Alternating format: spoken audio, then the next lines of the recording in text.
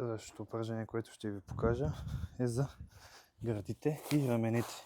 Избутване на дъмбеля от легнало положение. За целта са ни нужни 2 дъмбела, постелка и някъде да легнем съответно.